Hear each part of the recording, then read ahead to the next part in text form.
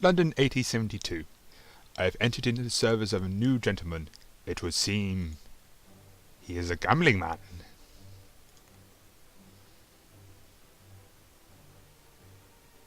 Inkle presents, in association with Cape Guy. Directed by those people. Scripted by her.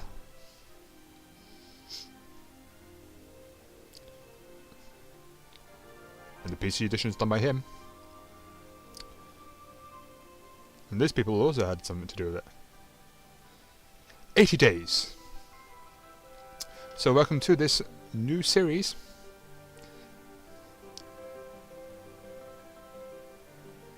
Where we're attempting to get around the world in 80 days. Or less, of course. But let's begin. I'm just going to quickly check down the volume a little bit. Right. Begin. My master returned home from the Reform Club with a strange gleam in his eye. "Passepartout," he said. "We are going round the world. Pack my evening jacket. There's not a moment to waste."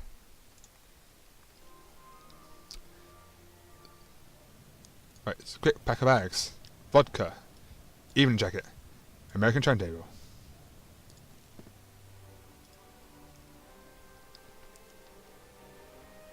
That will come handy for later. But now, we must depart on to Paris.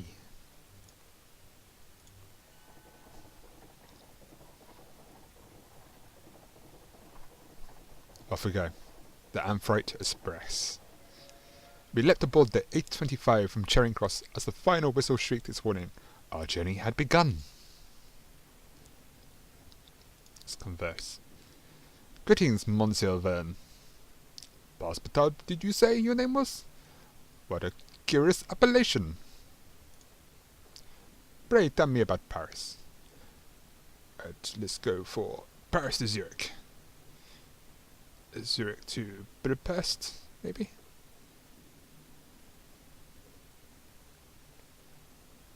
Trouble. Let's see what else we can go. Zurich to Rome. Goodbye.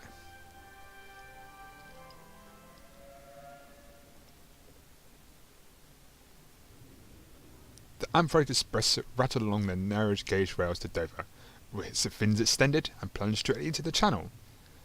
Monsieur Fogg made no remark as the dark water pressed against our windows. I thought it was so marvellous at the time, but how many marvels were still to come? Suddenly from the corridor I heard a cry. I opened the door to investigate. Monsieur Fogg nodded just a fraction, evidently approving, though not feeling the need to undertake any similar action himself. In the corridor outside our compartment I found a young man with a dapper haircut and a brightly coloured waistcoat, pacing around in a state of alarm. Okay. "Can I assist you, monsieur?" I inquired, somewhat puzzled by a state of agitation. "You're not a thief, are you?" the man retorted sharply. "I am a valet." "Not a policeman either, then," he said with an evident sigh. The man turned in and began looking around once more, quite hopelessly. "You have lost something?" "My silver-plated cigarette case," the man moaned. "It's worth a reasonable amount of money, certainly, but I can't understand how it's disappeared. I was in my compartment, I took out a cigarette and put the case on the table, and the next moment it was gone." "And you were quite alone?" "Yes, well, except for the lady, but she can hardly just walked off with it, can she?" And what lady was that, monsieur?" I asked as delicately as I could. "Damn it all, I don't know. The young lady showing the compartment, she went off a few minutes ago." I coughed gently. "Then I suggest you have your culprit."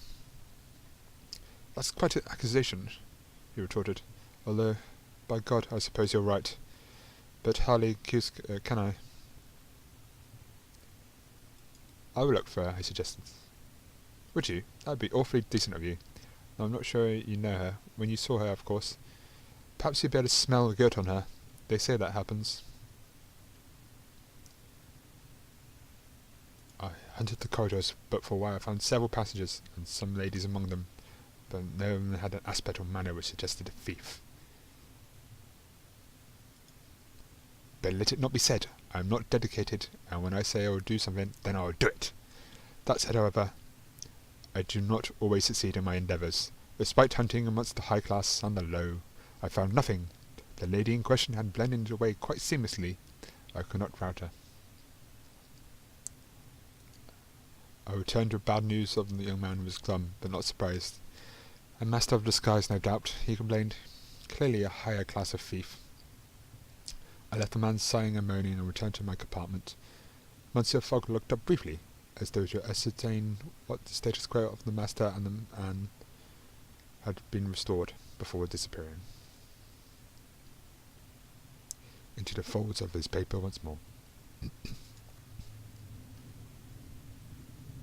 So we're continuing on our way to Paris, the Amphitrite Underwater Express. We splashed up onto the rails of Calais, and closed the remaining miles to the Pare du Nord quickly. As we crossed the bustling concourse towards it, I noticed a young man from the train once more.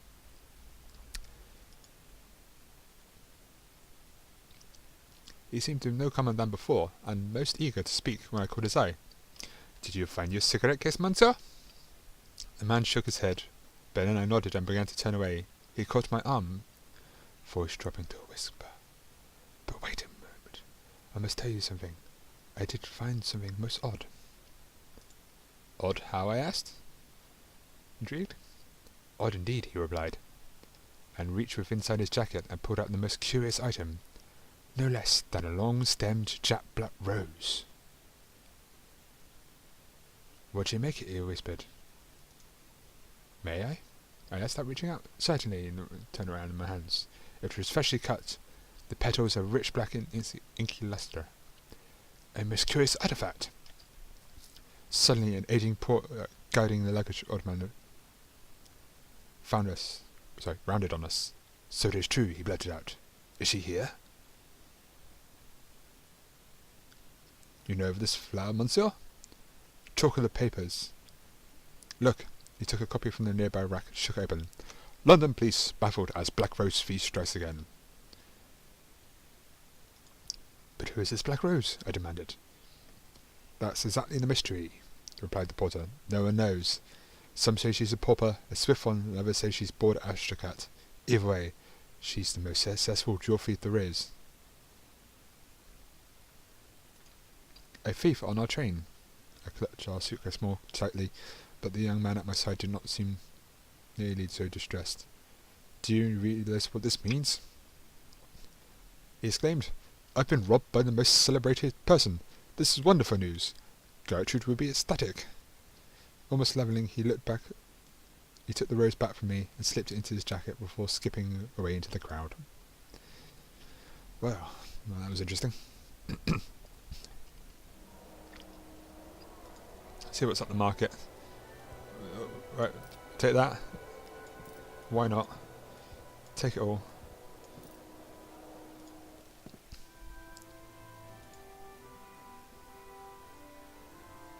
Just in case it comes in handy. New routes discovered. Right, let's do a little bit of exploring.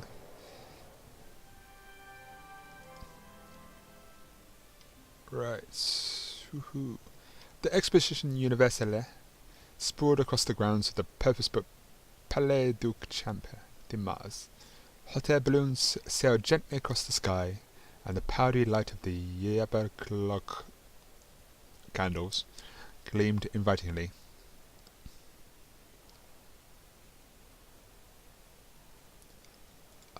I suppressed the memories of the siege and visited the exposition. I took a stroll down the Avenue des Nations, lined with buildings in the style of nations of the world, and manned by foreign delegates in national dress. Although the newly formed German Empire was a conspicuous embassy in the city it had so recently conquered. The Zulu Federation had built a replica village and brought a delegation of 400 diplomats and warriors which made for a busy impressive stand above the display of the fine ferrotype of the great emperor, Seto Schweil, in his palace of the Ulunde.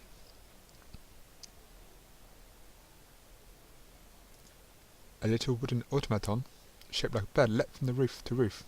Its wings woven with beads, it chirped and landed near me. I saw its eyes glow like unearthly lamps. I turned away hurriedly. Avenues sprawled in every direction between the inviting illuminated pavilions of the exposition. I went west towards the airship hangar, past the booth with the husband and wife selling panoramic hot air balloon rides to eager tourists.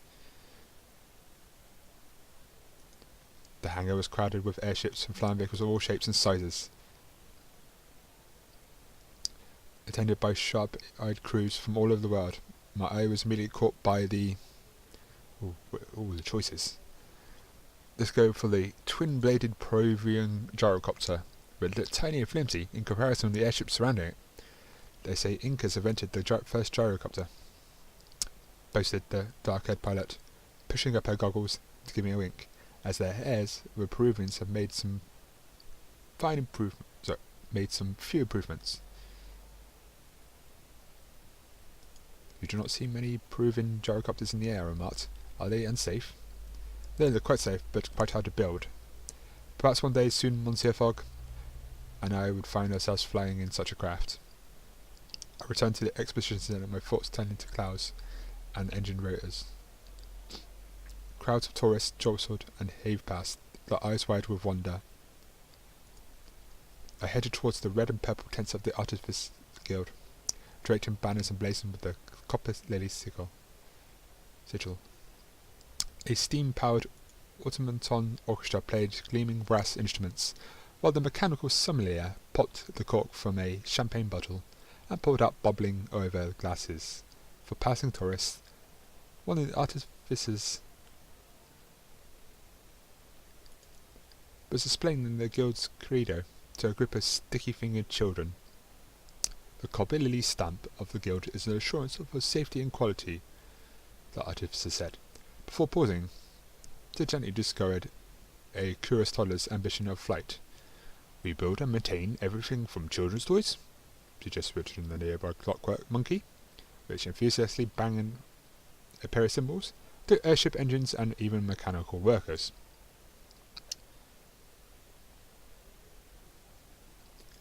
I leaned in closer and remained silent, eager to hear more of this wondrous mechanized future. An automaton worker will never tire or feel hunger or thirst. It can function happily under a hot glow of sun, and will not get phossy jaw or cotton lung, if it works in a factory. Surely an automaton is expensive to fuel as a human to feed, I asked, if not more. The artificer released the children now squirming in her arms and gave me a lopsided grin. For now, but we hope to build our automata more efficiently and find cheaper fuels. She raised her voice a little to address the small crowd that had gathered to eavesdrop on our exchange. The Artificers Guild operates across the borders of the nation, caste and creed. I nodded approval. When we become artificers, we give up our personal loyalties and swear our skills to the only peaceful aims. The artificers, the cleverest engineers and inventors, all working together to shape a better future for all the world. I clapped along with the rest of the crowd, carried along by his strident tones and enthusiasm. The artificer caught my sleeve as the crowd dispersed. How was my speech? I rehearsed it all night. Was it too much? It was very stirring, I assured her. She gave me a bright and grateful grin. I returned to Central Square, stopping here and there to gaze at the wonders of my exposition. My feet were tiring, and the hour was growing late. I returned to Monsieur Fogg. He was eating a meal of plain boiled beef whatever that is. Did you enjoy the exposition? My master inquired, indifferently. Or diffidently.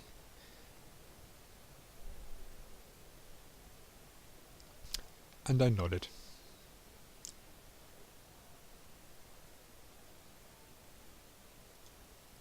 We are unspeakably lucky to live in age of such invention, I declared. It will certainly make it easier to win my wager, Monsieur Fogg replied, gladly. Wager? I demanded. Indeed. I've staked a large sum that we circumnavigate the globe in 80 days at last. Remarkable.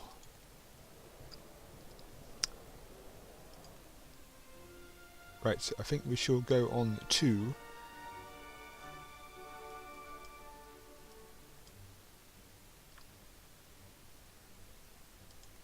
Let's go on to Munich.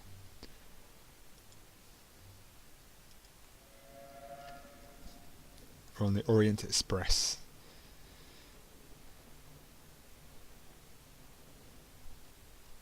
We boarded the Orient Express at 1825 from the Gare de Paris East.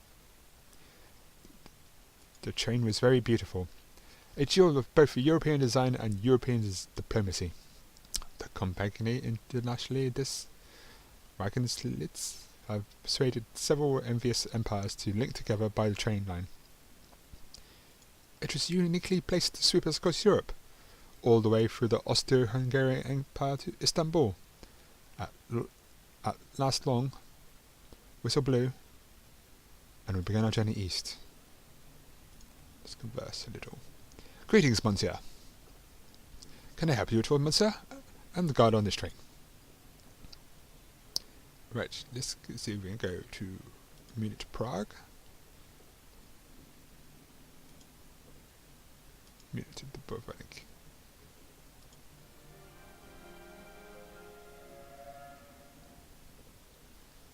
Okay. My master wished to be undisturbed, so we left. I left him and went to explore the train. There was a delightful dining car and observation deck formed thereof by replacement of an entire compartment with an open glass cube. I stopped here watching the scenery flash past as I stood, a portly gentleman with a quivering luxuriant moustache, struggled by carrying several trunks. I offered him my aid, and he introduced himself. After a shower of thanks, Henry de Blowitz, foreign correspondent of the Times. I introduced myself in return. My name is Passepartout, and my master and I are going around the world. Then I wish you luck, he replied. He patted his breast pocket. The stories that you hear, it seems everywhere is on the brink of one revolution or another. Everywhere there is progress, but who will count the cost? It will not be as all bad as that, I assured him. Oh, he replied, with some dark amusement. Perhaps the people of Belgrade will not agree with you after what happened there. Good day to you. With that, he clapped him on the shoulder and headed off to the direction of Duran. I followed him and found a few groups of people talking quietly. I sat with a young composer heading to Vienna for a concert with the great steam orchestra there, but he spoke little of melody and harmony and the progression of chords.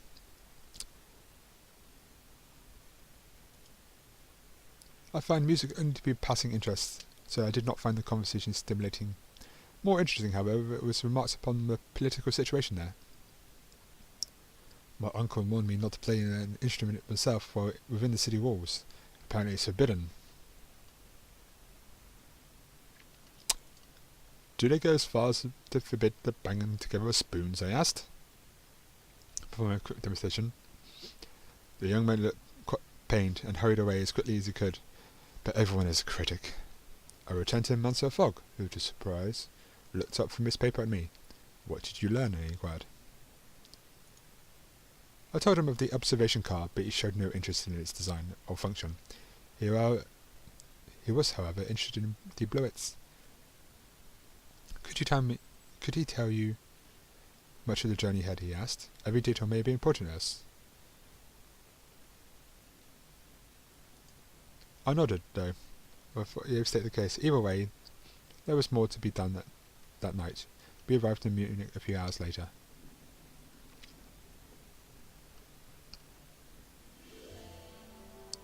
So let's sleep the night.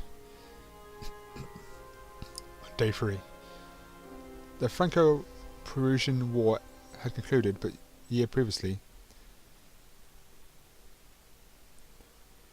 Thus my French accent was at a disadvantage.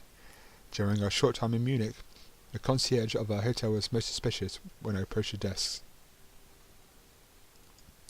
I do not care for politics myself, but was the enmity of nations to me?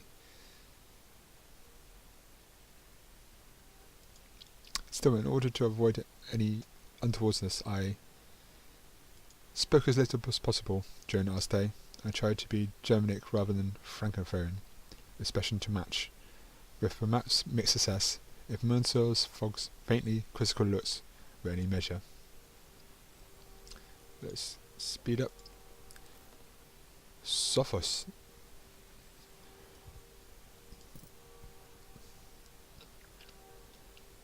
We got that sound there. We're not by.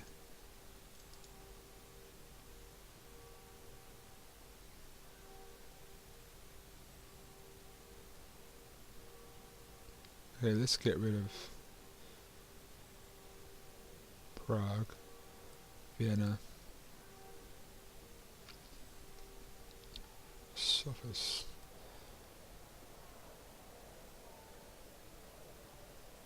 Oh, what should we do? Get rid of that. Definitely get rid of the timetable. Move that across. Take the accordion. Driver cap. We want a driver cap.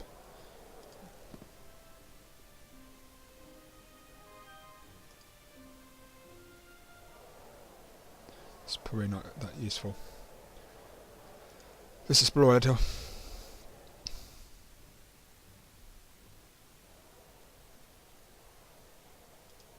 There was little daylight in Munich. The sky was shrouded in steam and oil fumes from the tractors, hydraulic excavators in the streets. I quickly returned to the safety of the cafe, not wanting to become covered in head to toe in soot. My poor jacket would not survive in such indignity.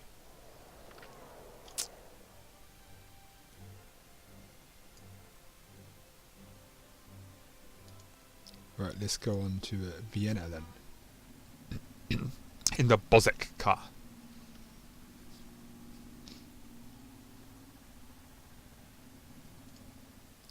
For inexplicable reasons, there was no way to reboard the Orient Express at Munich, something strange due to custom laws there. I had little interest in such matters. Alternative transport was not difficult to find. We ended up cramming ourselves onto a steam-powered car instead, and chuffing along.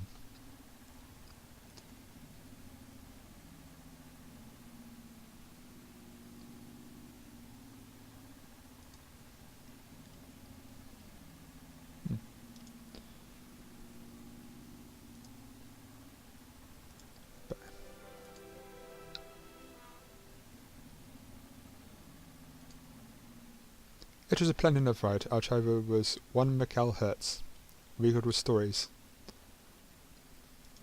of his time on the Indian subcontinent. He seemed he had been employed to haul palanquins along the Grand Trunk Road connecting Kabul and Agra.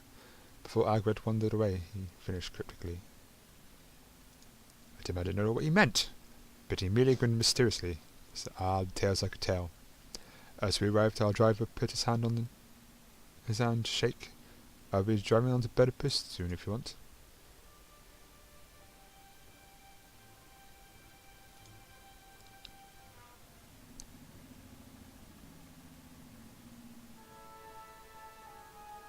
Right, stay at the hotel. We found a room in the newly opened Hotel Imperial, in a suite built for Duke Philip of Württemberg's maidservant.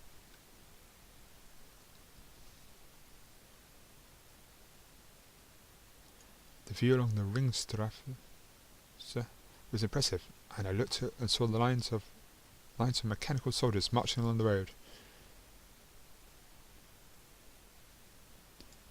The people of the city were moving quickly out of their path, as those automata could not be trusted. I went to follow him, curious as to the meaning of these late-night manoeuvres. The night air chill, but of course that did not trouble the fleshless army, who marched in lockstep fashion. Their path took them to the train station, where they halted their movement. Then I began to file inside, I was more curious than ever. A musician back in position caught my eye and I beckoned him over. Where are you all going? I asked. To the station. As you can see, our orders to board the cargo train for Belgrade. The cargo? The man gestured the troops along the front line. The cargo. But to what end? War is coming. The Ottomans will come from us if we do not go to them first. Artificers of Rome are building fleets of airships. Now get going before soldiers see you.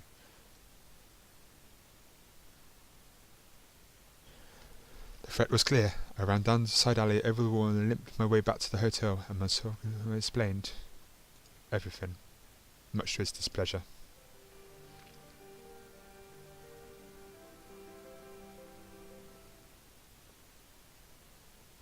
Let's go with that. Market.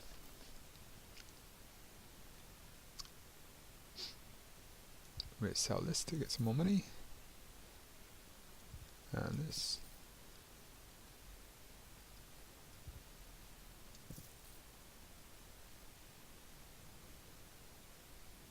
We'll also take these. Why not? Right.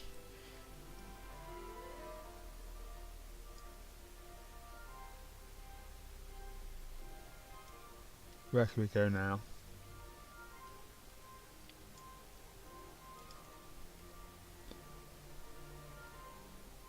We'll go on to Bucharest.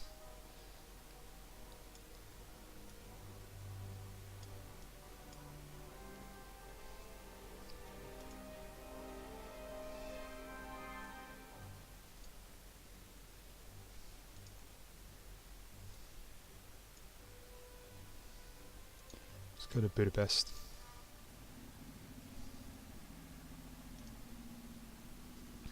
Private car.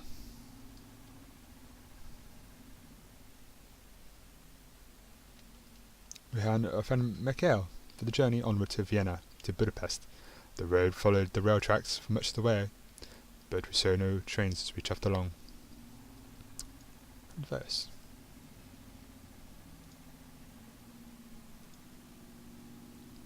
Very good. We arrived in even without incident.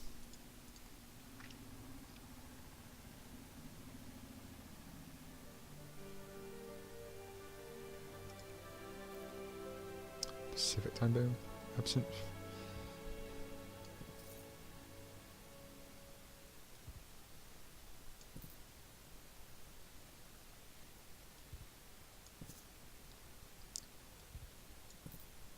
Already got one vodka, so Hong Kong.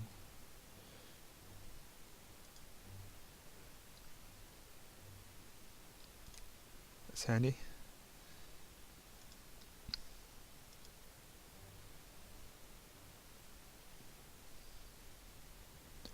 Right, we go onwards to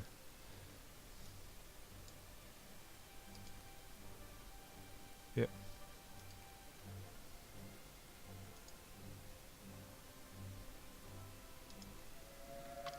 Onwards on the Orient Express. There's not a moment to waste as we head onwards. We boarded the Orient Express once again at Budapest. Ah, if the rest of the journey could be conducted on such comfort.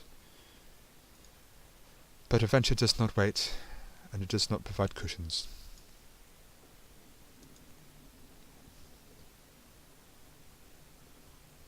Bucharest.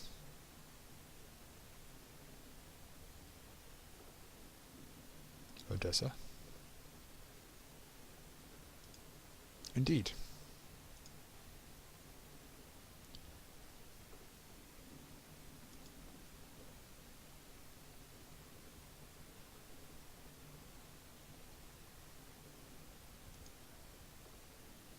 Okay, bye-bye.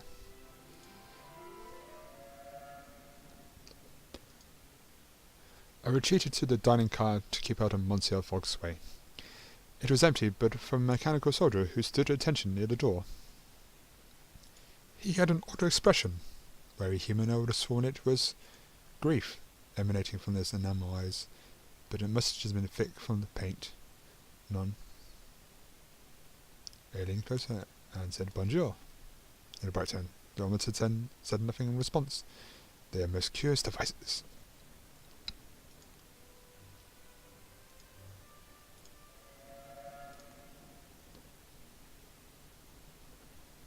Bucharest. Douro Valley. Odessa.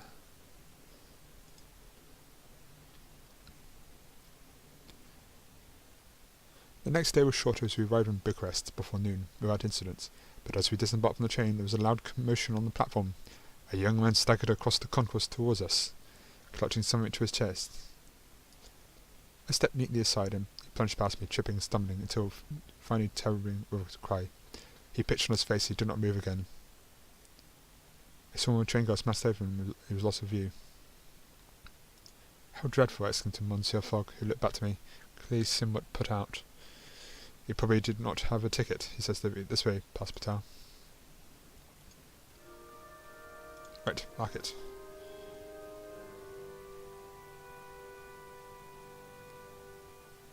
We already have one accordion.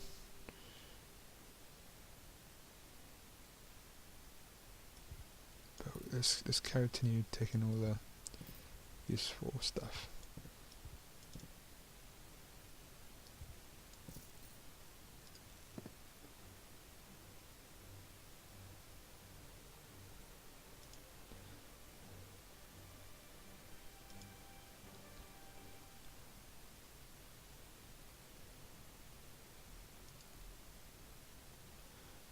Carrying exploring.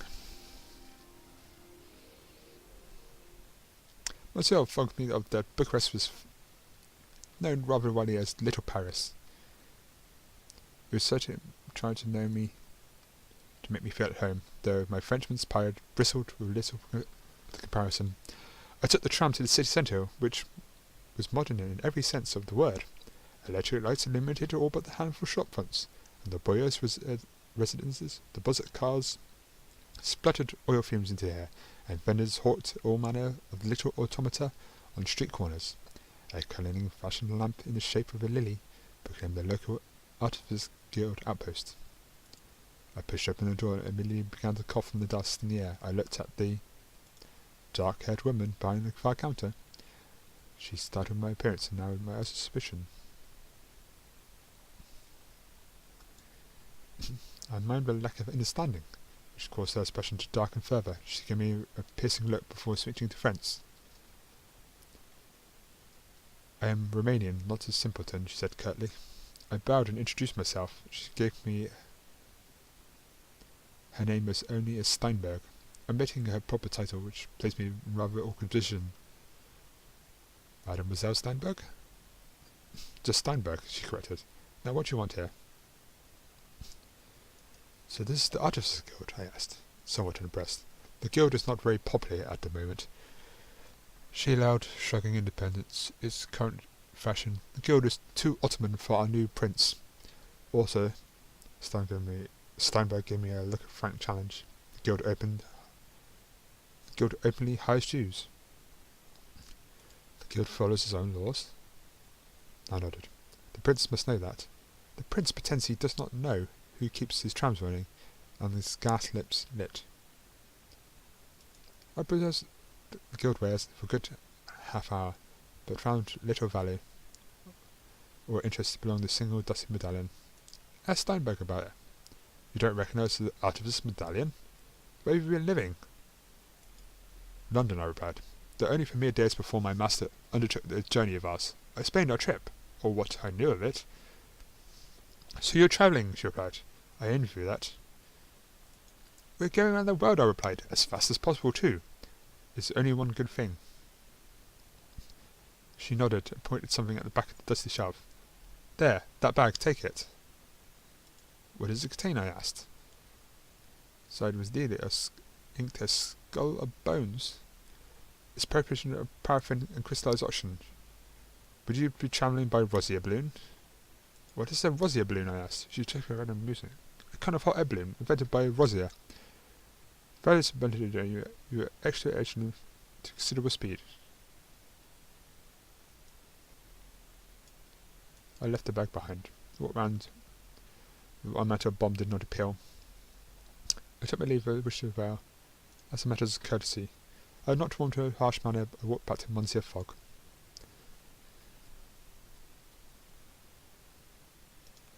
Right, so we're going to go on to Odessa.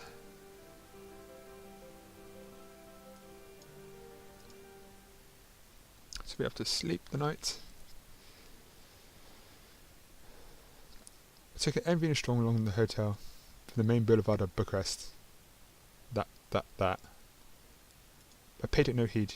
Even the most assiduous chronicler must have his moments of silent introspection. Let's depart on to Odessa.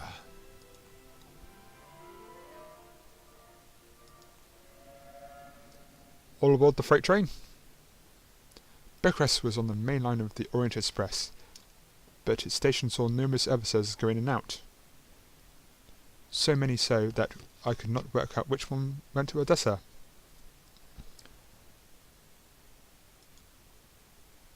But I later standing around and tipping my hat, I made acquaintance with the station master, an old goat whose accent was incomprehensibly thick. He was easily bribed with £50, and his mum let me see the schedules. Converse. Greetings, Monsieur.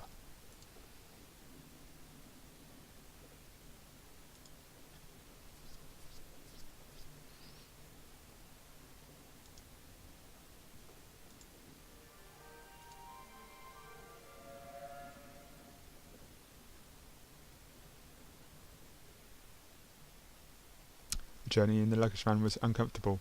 The wind whistled for the slack walls in the compartments. It was constant stream. I found it hard to sleep. The thought of where we were heading me showed reverse. Odessa, a city position on a plateau of the Russian Bear.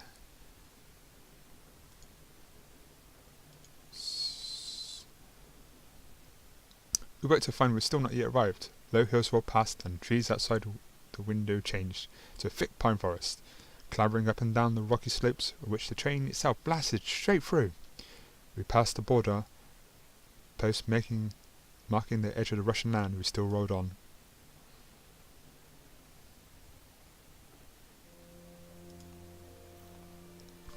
Alright, so we can sell our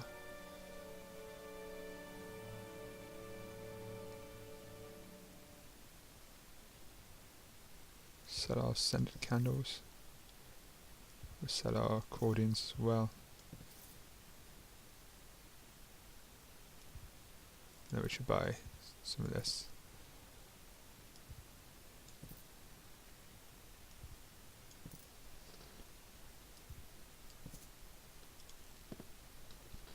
Right, let's explore a little.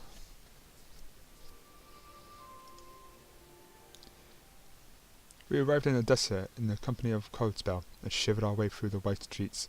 The city could almost be Mediterranean, if it not for the wind that blows off the Black Sea, and seems to fill our bones with icy water. We explored a little, climbing to the top of an enormous staircase, on which we found several locals sitting and talking, and sipping from shared carafes. A clear liquid that I do not believe was water. The mood was pensive. We left them to their glum celebration. There was something unsettling about them. In the air suppressed violence, I fancied. I feel the cold in this place truly does enter the bones of its people. And I think we shall wrap things up here for that episode. In the next one we shall continue on our journey. We're at day 7. So thanks for watching. I'll see you again in the next episode.